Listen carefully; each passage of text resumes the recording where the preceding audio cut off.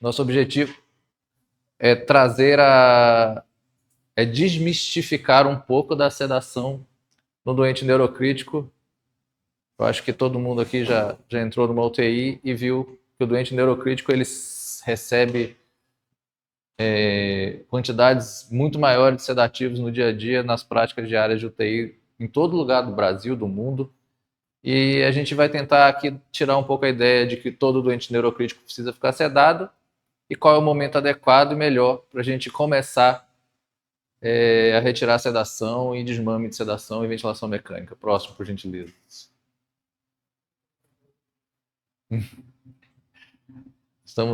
Então, toda vez que eu admitir na unidade de terapia intensiva um doente neurológico, eu vou primeiro perguntar por que eu tenho que sedar aquele paciente. Todo paciente que entra numa UTI precisa ser sedado? Não assim? Não. Maioria ou minoria?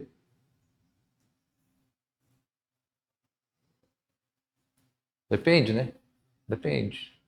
Ouso dizer que a minoria, né? E quantos desses precisam de sedação profunda? Minoria da minoria, né? Quando a gente começar a trabalhar que para internar na UTI, ou mesmo depois de entubar um paciente, eu preciso sedá-lo profundamente, a gente vai conseguir usar menos sedativo, ficar menos tempo com ele na ventilação mecânica e menos tempo com ele na UTI. Qual o sedativo que eu vou escolher? Como eu vou sedar? E eu preciso ter na minha instituição um protocolo de desmame de avaliação neurológica, que é o Wake Up Test. Todo doente neurológico. Existe a realidade que a gente vive, existe a literatura, existe um misto das duas, e a gente tem que começar a colocar essas duas coisas juntas. Por exemplo, você vai para os protocolos internacionais de neurointensivismo, todos os pacientes vão ter monitorização da PIC, não é não? Você vai para as suas UTIs, todos os pacientes vão ter monitorização da PIC? Então, nós temos que traçar uma alternativa para eles, para aqueles que não estão monitorizados. A gente vai ter que trabalhar como a gente vai mexer com sedativo nos pacientes que não estão monitorizados. Próximo, por favor. Então, o principal algoritmo para tratamento da hipertensão intracraniana no neurotrauma, quando a gente vai falar de neurocrítico, o neurotrauma sempre brota primeiro porque ele é o que mais aparece, ele é o que mais estudado, ele é o que tem mais guidelines, ele é o que mais evolui com hipertensão intracraniana.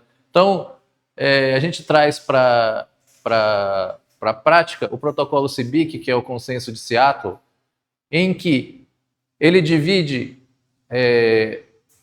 os passos, os níveis de complexidade de atendimento ao doente com hipertensão intracraniana. E você vai perceber que a sedação, próximo, por favor, ele vai estar em todos os passos, né? Analgesia, próximo, em todos os passos do manejo do paciente com hipertensão intracraniana, o uso de sedativos em menor e maior quantidade, com objetivos diferentes, vai estar inserido no contexto. Então você vê, tem sedação no passo 0, sedação no 1, no 2 e no 3. Lógico, níveis diferentes, doses diferentes, sedativos diferentes algumas vezes. Próximo, por favor.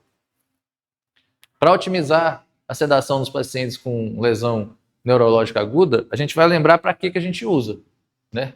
Toda vez que a gente vai numa neuro-UTI ou numa UTI que cuida de doentes neurológicos, a gente fala que a gente tem que fazer neuroproteção nas primeiras 24, 48 horas. E o que é neuroproteção, né? Aí a gente vai ter que lembrar do conceito. A gente vai pensar nas indicações específicas para sedar. A síndrome de hipertensão intracraniana, sedação é primeira linha, ponto final. É a primeira coisa que você faz, é drenar líquor e sedar. Não é isso? Sedação, primeira linha. No controle da temperatura nos pacientes com hipertermia, no estado de mal convulsivo, refratário, super refratário. E na disfunção autonômica, a síndrome de hiperatividade simpática paroxística.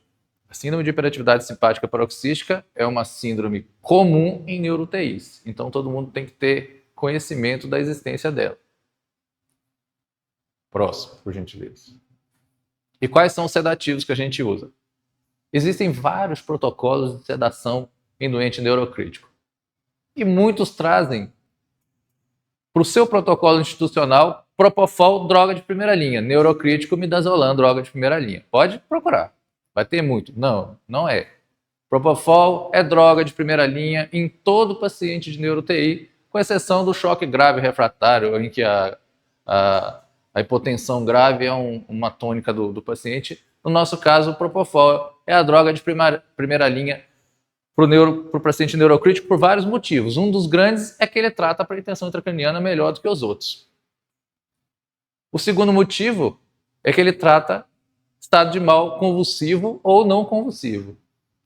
E o terceiro e grande motivo, talvez o melhor deles, na minha opinião, é aquele que permite o wake-up teste com maior facilidade. Então, todo paciente sedado com Propofol permite que superficialização maior durante um dia. Você sedou profundo de manhã, superficializou à tarde, você consegue ter muito mais e muito melhores avaliações neurológicas nas 24 horas, porque a UTI funciona o dia todo. Então, o dia todo você tem que estar preparado para avaliar neurologicamente o doente. Então, se você tem um paciente que de manhã você sedou profundo, porque a PIC estava 35, 40, você drenou líquor, sedou profundo, melhorou a hemodinâmica, melhorou a parte ventilatória. Quando foi à tarde, você reduz sedação e percebe que a PIC já não subiu mais. A partir daí, você já consegue fazer desmame. Isso deve ser considerado uma boa prática de beira-leito. Então, sedar profundo e ir para o conforto dormir não é uma boa prática de beira-leito. E não trata a hipertensão intracraniana. Quem faz? Quando você tem um paciente monitorizado, você percebe claramente. Bola de Propofol, aumenta o Propofol, a PIC cai. Depois ela começa a subir de novo. Aí, mais bola de Propofol, mais dose de Propofol. Então, é uma medida de primeira linha que deve ser usada no dia a dia, mas que deve ter junto depois outras medidas para melhorar aquele perfil de hipertensão intracraniana. O perfil farmacocinético dela é o melhor possível, né? 30 segundos de ação, de início de ação, 10 minutos depois que você para, o paciente está acordando. Cada paciente responde a uma dose, o intervalo de dose que você pode usar é gigantesco, desde dose sedativa leve para procedimentos até doses anestésicas para procedimentos cirúrgicos. E a desvantagem, cada aumento de dose diminui a pressão intracraniana, a taxa metabólica de oxigênio, a taxa metabólica de glicose e o fluxo sanguíneo cerebral. Então, usar Propofol de forma segura. A gente sempre recomenda que não se use bolos, principalmente bolos de doses mais elevadas. Se for usar bolos de dose baixa, porque a principal desvantagem dele é a instabilidade hemodinâmica. O que você não quer é um paciente com uma PAM baixa com um cérebro inchado. A síndrome de infusão do Propofol, ela deve ser monitorizada com dosagens de triglicerídeos diários a partir do terceiro a quarto dia. E se você usa doses muito elevadas, você tem que usar. A literatura coloca no máximo 5 dias, mas a gente consegue usar mais um pouquinho. É só não subir a dose demais. Ele fala que a mais de 20 a 30 microgramas quilo minuto, você tem risco bem aumentado de síndrome de infusão de Propofol. Ou se tiver alguma suspeita, uma suspeita interessante quando com a síndrome de difusão de Propofol é a urina verde. Às vezes o paciente começa a colorir a urina e fazer um quadro febril sem explicação. Já é um basta para uso do Propofol. E ele deve ser considerado no cálculo da dieta, tá? O cálculo calórico do Propofol, a infusão calórica do Propofol deve ser considerada na hora que você for trazer a quantidade calórica para o doente que vai receber a dieta.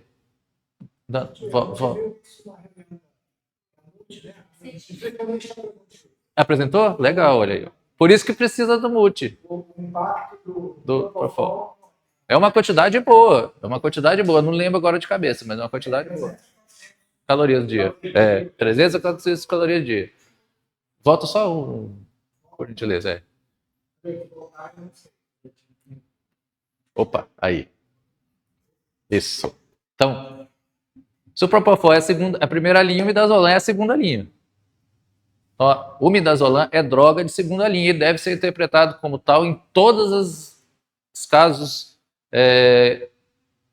em todos os setores e todos os ambientes de terapia intensiva. Quando a gente tirar o Midazolam da primeira linha, a gente vai conseguir ficar com o nosso paciente menos tempo em ventilação mecânica e menos tempo sedado.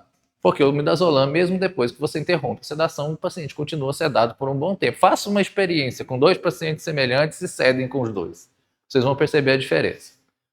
Ele deve ser utilizado quando você está usando doses crescentes de propofol e o paciente continua com hipertensão intracraniana ou continua desajustado à ventilação mecânica. Lembre-se que eu controlo a hipertensão intracraniana não só sedando, mas a sedação, a adaptação à ventilação mecânica, controle da agitação já colabora simultaneamente.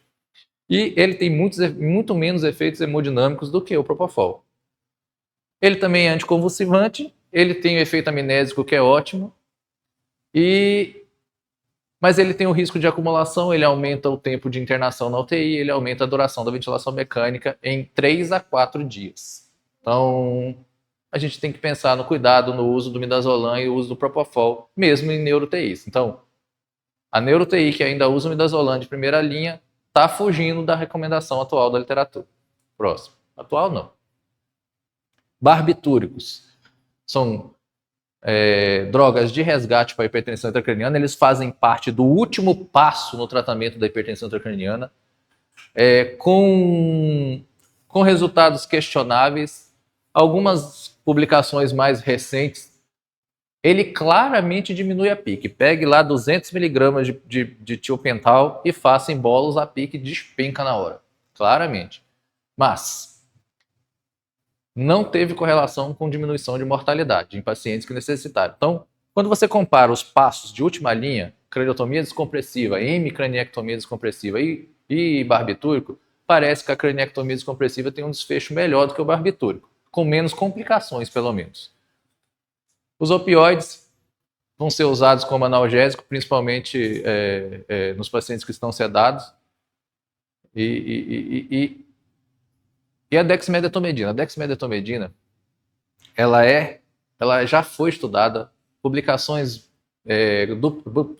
boas mostrando a comparação entre dexmedetomidina e propofol no doente neurocrítico, mantendo a boa avaliação do paciente, mas a gente não consegue reproduzir. Por exemplo, não sei se o Fremont já conseguiu, mas eu trago para a prática, boto um paciente e tento controlar a hipertensão intracraniana e sedá-lo com dexmedetomidina a uma dose de 0,7 no máximo, miligrama quilo-hora, micrograma quilo-hora. Não vai. Pique sobe, paciente agita demais. A gente não conseguiu reproduzir, apesar da literatura trabalhar. Aí você vai pensar na população. Quem sofre TCE no Canadá? Tem um estudo canadense extenso, grande, com vários pacientes, com uma boa correlação, com desfechos semelhantes entre dexmedetomidina e propofol. Aí você vai perguntar, quem que sofre traumatismo de crânio no Canadá e quem sofre aqui no Amazonas, né? A diferença, a resposta ao sedativo é muito diferente. Tem efeito analgésico, poupa opioide, tem ação curta e é uma droga interessante, mas na nossa prática diária está limitada ao desmame sedativo e casos muito específicos. Próximo. A ketamina, outrora potencial causadora de elevação da pressão intracraniana, isso já foi bem desmistificado, apesar dela ter uma relação de aumento da taxa metabólica de oxigênio cerebral, ela não foi correlacionada com o aumento da pressão intracraniana. E tem vários estudos dizendo que ela é neuroprotetiva, mas ela ainda não está nos guidelines, não. O único uso dela, para nós, clássico, é o uso no estado de mal superrefratário, que ela entra como uma droga adjunta, né? Adjunta da sedação profunda. Estou com propofol em dose alta, paciente refratário com crises convulsivas ou crises não convulsivas ao eletroencefalograma demonstrando a ketamina tem sua utilização com bons resultados. Os anestésicos voláteis não fazem parte da nossa prática do dia, eu não posso nem falar sobre ele que nunca usei. Próximo.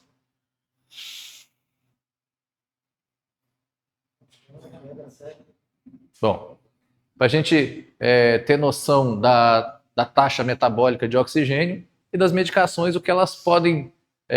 porque a diminuição da taxa metabólica de oxigênio, a redução do fluxo sanguíneo cerebral, tem relação direta com o controle da pressão intracraniana. Então a gente vai pensar nisso quando a gente for usar medicamentos. Você vê que os medicamentos de uso corriqueiro em neuro-UTIs, Propofol, benzodiazepínicos e barbitúricos, eles têm importante impacto, seja na diminuição da taxa metabólica e na diminuição do fluxo sanguíneo, em níveis máximos. Então, elas são drogas com perfil melhor. Por que o barbitúrico não é uma droga melhor do que o Propofol? Por causa dos seus efeitos adversos, né? Além de causar insuficiência adrenal com uso a longo prazo, aumentar ainda mais o tempo de ventilação mecânica, instabilidade hemodinâmica severa. Então, o barbitúrico realmente vai ser um medicamento utilizado para casos muito específicos e não faz parte da nossa rotina. E atualmente eu acho que nem tem mais no mercado, porque não temos mais tiopental para usar no João Lúcio. Não sei. Usou naquela lá. Foi no Platão, mas deve ter achado uns outros vencidos, não era não? É, é, próximo. Em 2011, nós temos a revisão sistemática mais recente para a sedação em doente neurocrítico, mostrando que devemos evitar altas doses de opioides com risco no aumento da pressão intracraniana, na instabilidade hemodinâmica e na piora da pressão de perfusão, e já endossava o uso do Propofol como droga de escolha no neurocrítico. No guideline atual de sedação e analgesia, que agora tem um nome holístico, né, a nova nomenclatura da... Você vê que os guidelines atuais eles perderam aquele negócio técnico bem direto e se transformaram. Eles são mais complicados de ler, inclusive. E a recomendação era de usar tanto o Propofol quanto a dexmedetomidina em detrimento do midazolam em todos os pacientes internados e ventilados em UTIs, seja ela de qualquer especialidade. Próximo. Mas existem pacientes que vão precisar da sedação profunda. E os pacientes que vão precisar da sedação profunda prolongada. Então, os pacientes que vão precisar da sedação profunda prolongada, a tática inicia Propofol ainda assim, como primeira droga, porque ele tem um perfil melhor, ele permite o wake-up test, ele controla melhor a pressão intracraniana. Mas se você está persistindo com esse Propofol em doses elevadas por dias prolongados, ele deve ser substituído pelo midazolam nos próximos dias. Eu preciso continuar sedado. Eu estou controlado, a pressão intracraniana está controlada, mas quando eu tento reduzir, a pique sobe de novo. Então eu preciso trocar. Porque aí você vai começar a oferecer os efeitos colaterais do Propofol de forma mais importante a partir do 5º, 6º dia de uso. E dependendo da dose até do 3º. Se você usar doses muito elevadas, recomenda-se que você pare de subir dose e acrescente o midazolam. Próximo. Então, pressão intracraniana elevada. Sim, sedação e analgesia, Propofol melhor que midazolam. E você vai monitorizar o doente e vai usar a dose necessária para manter aquela pressão intracraniana. A dose necessária para manter a pique controlada pode ser profunda ou pode não ser.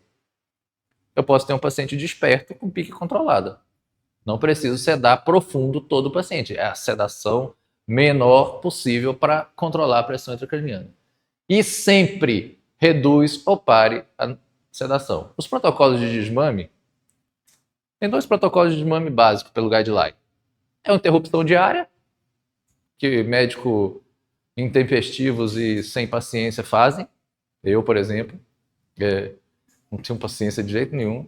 E tem o protocolo de redução gradual do sedativo baseado no RAIS prescrito. O enfermeiro vai lá, controla a infusão de acordo com o RAIS que você quer do doente durante o dia. Esses protocolos de redução progressiva, eles são melhores para o doente neurocrítico. São melhores, aparentemente melhores. Não tem nenhuma publicação que diz, é melhor do que esse. Você pode continuar com o seu protocolo de interrupção diária, desde que você use com cautela. Se o paciente piora, volte a sedação para a dose anterior. Se o paciente melhora, você tem você tem elevações pontuais da PIC não sustentadas, você pode tentar melhorar a analgesia primeiro antes de voltar a sedar o doente. Lembrando que todos os guidelines agora mudaram de nome, não é mais de sedanalgesia, é de analgosedação. Então, primeiro analgesia, depois sedação. Agitação, delírio, você vai tratar conforme a sua instituição oferece em termos de cuidados para paciente com delírio e risco de delírio, né? Conforto, família, visita, luz, poltrona, coisas do tipo. E o ideal é que você ajuste, evite desincronias, evite agitação e não cede o doente. O máximo que você conseguir. Próximo, por favor. Então, todo paciente com lesão aguda cerebral, com Glasgow entre 3 e 12 e que precisaram da ventilação mecânica, aí você pergunta, o Glasgow 12 foi para ventilação por causa de quê?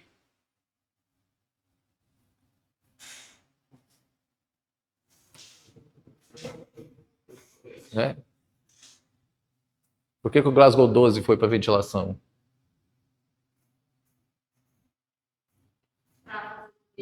Por motivos outros. Por exemplo, chegou um trauma de crânio grave, chegou um trauma de crânio com trauma abdominal, foi para uma laparotomia exploradora. Tem um TCE, mas era Glasgow 13. Teoricamente, pelo TCE, você não precisava da via aérea definitiva, você podia monitorizar clinicamente. Mas ele precisou ser entubado para fazer a esplenectomia. Toma alterada. Paciente que precisou ser entubado para fazer a esplenectomia tem que voltar para a UTI com PIC. Certo? Mesmo que o Glasgow dele na entrada fosse um Glasgow menor.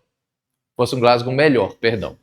Então, todo paciente que tem um Glasgow entre 3 e 12 e tem mais de 24 horas de ventilação mecânica e está sedado profundamente, precisa ser considerado o wake-up test. Despertar o doente. Seja com interrupção diária, seja com redução progressiva baseada no RAIS que você programar. E, principalmente, quando há discrepância entre imagem, monitorização e clínica. PIC 50, doente se mexendo no leito com os 4 segmentos, abrindo o olho, seda que a PIC está alta. Será mesmo? Aí você faz a tomografia tem uma cisterna da base livre, tudo bonitinho. Tem uma coisa estranha, não tem? Tem uma coisa estranha? A tomografia não é compatível com a pressão intracraniana, que não é compatível com a reação do doente. Isso acontece com frequência, não é raro. Então, o wake-up test é muito importante nos pacientes com discrepância em imagem, monitorização e exame clínico. A parte motora do Glasgow é a que a gente melhor avalia no doente em avaliação. Então, a parte motora do Glasgow é aquela que mais me importa. Lógico, com acesso à pupila. Déficits focais, claro. Tem pacientes com lesões pequenas, com déficits focais por lesões de tálamo, lesões de tronco. Então, isso deve ser avaliado no dia a dia. Se você não tem neuromonitorização, é assim que se desmama o paciente neurocrítico. É chato, difícil, mas é o jeito. Não tem outro jeito.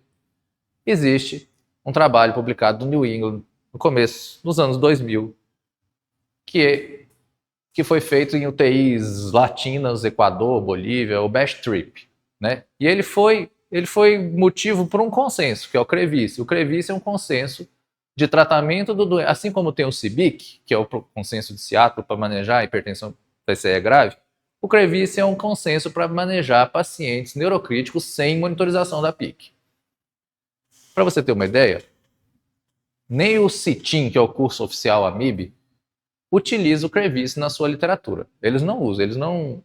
E eu não recomendo a utilização do CREVIS. É um protocolo que visa retirar algo necessário para uma doença, para aquela doença específica. Então, eles tentaram bolar um protocolo sem monitorização de PIC que você faz tudo empírico. Então, o olho, o beira-leito conta mais do que esse tipo de protocolo sem nenhum tipo de monitorização. Um protocolo baseado em monitorização específica, com número, tudo bem. Agora, baseado em achados, é complicado. No paciente monitorizado, seu objetivo é PIC sustentada abaixo de 20, PIC não sustentada acima.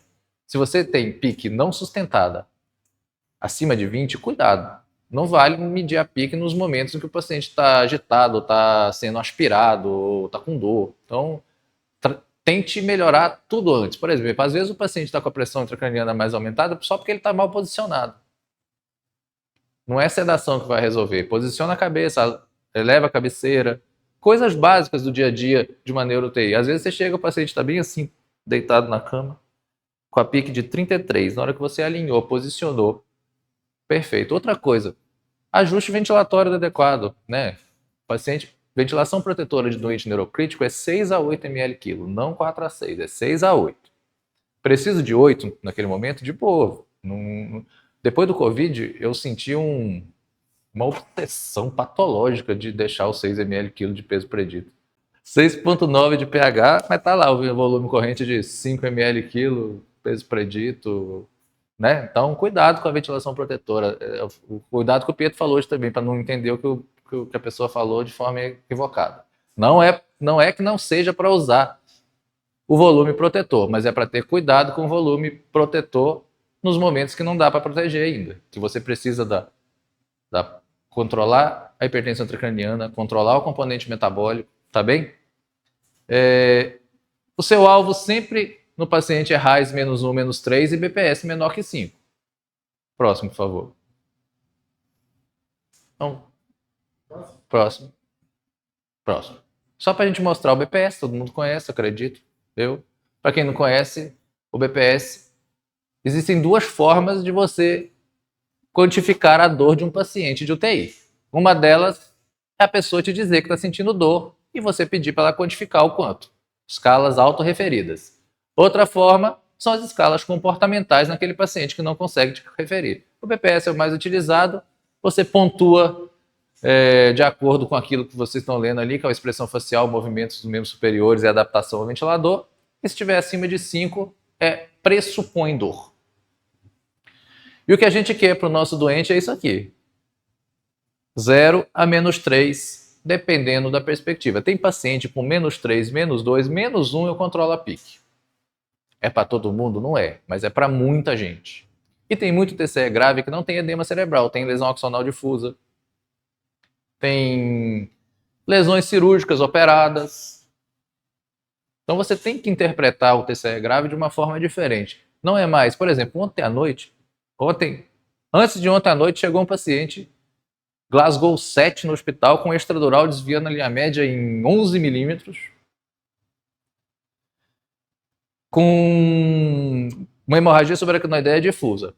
Ele chegou, foi entubado imediato e foi para o centro cirúrgico de imediato e internou na UTI no POI. Na hora que ele internou na UTI no POI, ele internou com a pique de 27. Aí eu cedei um pouco. Na manhã de hoje, a pique estava 6. Eu peguei e interrompi a sedação. Na hora que eu interrompi a sedação, em 10 minutos ele acordou. Glasgow 13. E foi estubado às 11 da manhã. Então, de antes de ontem, à noite, um TCE grave, Glasgow 7, com extradural desviando em 11 milímetros a linha média, para um paciente em Glasgow 13 agora, estubado em cateter nasal, tem menos de 48 horas do evento. Então é para mostrar que não é porque é TCE grave que tem que ficar todo esse tempo sedado. Próximo, por favor. Nós vamos claramente individualizar a sedação do nosso doente neurocrítico. Cada um vai pedir uma dose, cada um vai pedir um tempo, cada um vai ser monitorizado de um tempo. Lá no João Lúcio, por exemplo, eu monitorizo um, o outro não. Quem que escolhe? É o neuro que opera do dia, ele que decide. Nesse eu quero botar, nesse eu não quero. Tem uma lá, coitada, que já vai para uma semana sedada. Por quê? Porque ele fez uma craniotomia, drenou um subdural, era cheio de lesão secundária.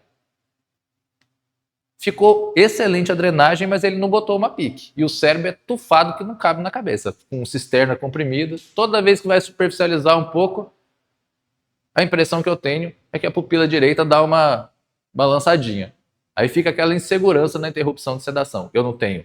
A única medida que eu tenho para medir, para suspeitar de hipertensão intracraniana, fora a avaliação clínica, é a ultrassom da bainha do nervo óptico, que é aumentada dos dois lados. Então, é uma paciente bem mais difícil de manejar que aquele que foi operado e botou uma pique. Entenderam a diferença? Pacientes da mesma UTI, conduzidos de forma completamente diferente.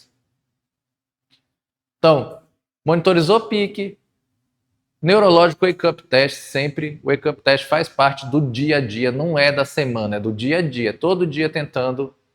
E analgesia multimodal, sempre preferir sedação leve, moderada ou não sedação, a não ser no paciente que precisa de sedação profunda, que vão ser casos bem específicos durante o dia. Próximo, por favor. Então, a chave do nosso cuidado, da nossa sedação do doente neurocrítico, eu botei TCE, mas volto a lembrar que todo doente neurocrítico é igual nesse aspecto, né? Que é a interrupção diária ou a redução de sedação baseada no RAS que você decidiu durante a manhã. Então, a visita da manhã, passou a rotina, vamos hoje tentar um RAIS -3 para esse, -2, vamos superficializar um pouco. Lembrando, avaliação tomográfica, o paciente que não está neuromonitorizado, ele vai fazer muito mais tomografia do que o paciente monitorizado. Enquanto um faz a cada 2 dias, o outro faz, às vezes, bem pouco. Esse, por exemplo, fez intraoperatória, pós-operatória, acabou. Não vai fazer mais, só se piorar. E não vai. Então, ainda é incerto o uso de novos sedativos, de dexmedetomidina no uso neurocrítico, mas sempre trabalhar com essa ideia, considerar paciente a paciente o nível, a intensidade e o tempo de sedação que a gente vai utilizar. Próximo. Esses 2 pacientes eles estavam internados no mesmo leito, mas aqui não vai dar para ver nada, porque eu estou com a parte de baixo da tomografia ainda. Eles estavam internados no mesmo leito, um numa semana e o outro na semana seguinte. Essa daqui estava com a pique de 12 e a posição do cateter de pique é a mesma. É a mesma. Essa daqui com pique de 12, com o cérebro inchado que não cabia no...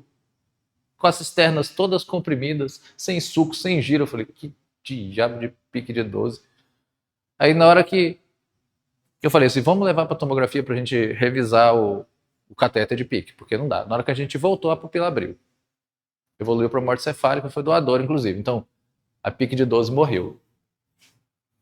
Aquele dali, a posição do cateter era a mesma. Pique de 45 e o paciente se mexendo, confortável na ventilação, entrou em PSV de boa, pupila exocórica. Levamos para a tomografia para avaliar posicionamento do cateter de pique, é o mesmo posicionamento. E tomografia, cisternas livres, uma contusão frontal à direita, próximo do cateter, podia estar sendo um pouco culpado, mas foi estubado no mesmo dia, desliga o cateter, desliga a pique e estuba o paciente. É só para mostrar que é importante monitorizar, mas correlacionar com os demais dados faz parte da nossa prática do dia a dia e deve ser realizada e deve ser interpretada também. Tanto que a gente estubou um paciente com hipertensão intracraniana e um paciente que não tinha hipertensão intracraniana evoluiu com morte cefálica. Tá vendo? Esse é o ponto. Obrigado.